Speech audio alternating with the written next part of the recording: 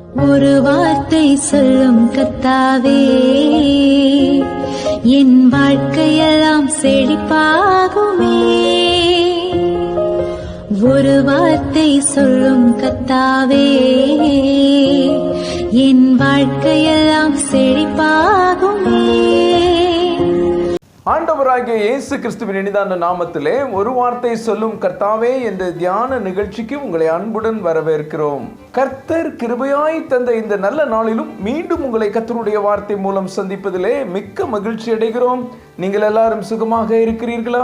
கர்த்தருடைய கிருபையினாலே நீங்கள் எல்லாரும் சுகமாக இருப்பீர்கள் என்று சொல்லி நாங்கள் நம்புகிறோம். கர்த்தருடைய கிருபையும் சமாதானமும் உங்கள் குடும்பங்களிலே பெருகுவதாக.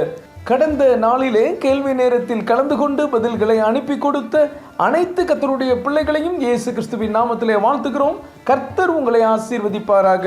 வெளிப்படுத்தல் 3ஆம் அதிகாரம் 20ஆம் வசனம். இதோ வாசற்படியிலே நின்று தட்டுகிறேன். ஒருவன் என் சத்தத்தை கேட்டு கதவை திறந்தால் அவனிடத்தில் நான் பிரவேசித்து அவனோடே போஜனம் பண்ணுவேன், அவனும் என்னோடே போஜனம் பண்ணுவான்.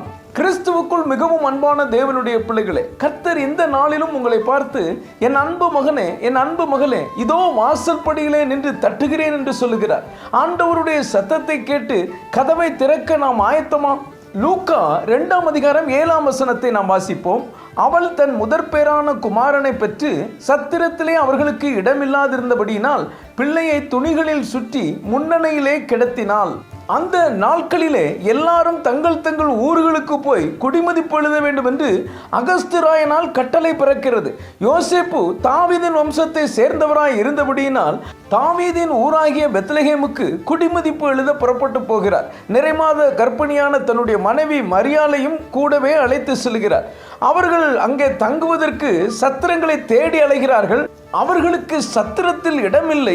இந்த சூழ்நிலையில் மரியாளுக்கு பிரசவ நேரம் நெருங்கி வருகிறது. எங்கும் இடமில்லாததினாலே கடைசியில் மாட்டு தொழுவத்தில் மரியாள் குழந்தையை பெற்றெடுக்கிறாள். பாலன் இயேசு கிறிஸ்து பிறந்து விட்டார். பிள்ளையை துணிகளில் சுற்றி முன்னணியிலே, அதாவது மாடுகளின் தீவன தொட்டியிலே கிடத்துகிறாள். கொஞ்சம் யோசித்து பாருங்கள். வானத்தையும் பூமியையும் படைத்த தேவாதி தேவன் மனிதனாக அவதரித்த போது இந்த பூமியில் அவர் பிறப்பதற்கு நல்ல இடம் கிடைக்கவில்லை. சத்திரத்தில் இடமில்லை. மத்தேயு 8ஆம் அதிகாரம் 20ஆம் வசனத்திலே ஆண்டவராகிய இயேசு கிறிஸ்து நரிகளுக்கு குழிகளும் ஆகாயத்து பறவைகளுக்கு கூடுகளும் உண்டு, மனுஷகுமாரனுக்கோ தலை சாய்க்க இடமில்லை என்று சொல்லுகிறார். எனக்கு அன்பான தேவனுடைய பிள்ளைகளே, நாம் அனைவரும் கிறிஸ்துமஸ் பண்டிகையை கொண்டாட ஆயத்தப்படுகிறோம். வீடுகளை அலங்கரிக்கிறோம், புத்தாடைகள் வாங்குகிறோம், பண்டம் பலகாரங்களை செய்கிறோம், இன்னும் என்னென்னவோ செய்கிறோம். ஆனால் இந்த பண்டிகையின் நாயகன் ஆண்டவர் இயேசு கிறிஸ்துவுக்கு வீட்டில் இடமுண்டா? உங்கள் உள்ளத்தில் இடமுண்டா? சத்திரக்காரன் இங்கு இடமில்லை என்று அவர்களை வெளியே அனுப்பிவிட்டான். மரியாளின் வயிற்றில் பிறக்கப் போவது உலக இரட்சகர் என்பதை அவன் அறிந்திருக்கவில்லை. அவனைப் போலத்தான் நம்மில் அநேகர் ஆண்டவரின் வல்லமை மகத்துவம் தெரியாமல் வெளியே நிறுத்தி விடுகிறோம். ஆனாலும் மிகவும் அன்புள்ள தகப்பன் நம்மை விட்டு போக மனமில்லாமல் வெளியே நின்று கதவை தட்டி கொண்டிருக்கிறார். கதவை திறந்து ஆண்டவருக்கு உங்கள் இருதயத்தில் இடம் கொடுப்பீர்களா? ஏற்கனவே சத்திரம் நிரம்பி வழிந்தது போல உங்கள் இருதயமும் இந்த உலகத்தின் ஆசாபாசங்களினாலும் இன்பத்தினாலும் தேவையில்லாத குப்பைகளினாலும் நிரம்பி வழிந்து கொண்டிருக்கிறதா? இதனாலேயே ஆண்டவருக்கு இடமில்லை இடமில்லை என்று சொல்லி ஒவ்வொரு தடவையும் ஒவ்வொரு வருஷமும் ஆண்டவரை திருப்பி அனுப்பி கொண்டிருக்கிறீர்களா? இந்த வருஷமாவது இன்றைக்கு மனுஷகுமாரன் தலை சாய்க்க இடம் கொடுங்கள். அவர் உள்ளே வந்தால் அவர் உங்களோடு அமர்ந்து போஜனம் பண்ணுவார். நீங்கள் நிறைவான ஆசீர்வாதத்தை பெற்றுக் கொள்வீர்கள். 1 கொரிந்தியர் 13ஆம் அதிகாரம் 10ஆம் வசனம் இப்படியாக சொல்கிறது, நிறைவானது வரும்போது குறைவானது ஒளிந்து போம். ஆம் கர்த்தருடைய பிள்ளைகளே, நிறைவான ஆண்டவர் இயேசு கிறிஸ்து உங்களுக்குள் வந்து உங்கள் குறைவுகளை நிறைவாக்குவார். குறைவுகள் ஒளிந்து போகும். உங்கள் காரியங்கள் எதுவாக இருந்தாலும் கர்த்தர் பார்த்துக் கொள்வார். கவலைப்படாதீர்கள். தயவு செய்து ஆண்டவர் இயேசு கிறிஸ்துவின் சத்தத்தை கேட்டு கதவை மட்டும் திறந்து விடுங்கள். அது போதும். இந்த கிறிஸ்துமஸ் உங்களுக்கு ஆசீர்வாதமாக இருக்கும். ஜெபிப்போம். அன்பின் பரலோக பிதாவே, இந்த நல்ல நேரத்துக்காய் நன்றியோடு உம்மை துதிக்கிறோம், ஸ்தோத்திரிக்கிறோம்.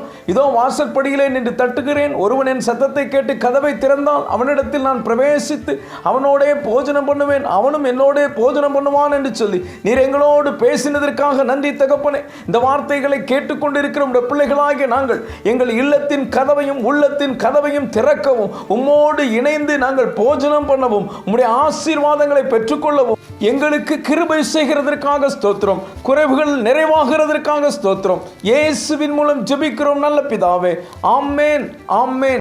இன்றைய கேள்வி, குடிமதிப்பெழுத யோசேப்பு மரியாளும் எந்த ஊருக்கு போனார்கள்? A Nazareth, B Bethlehem, C Samaria, D கப்பர்நகும்.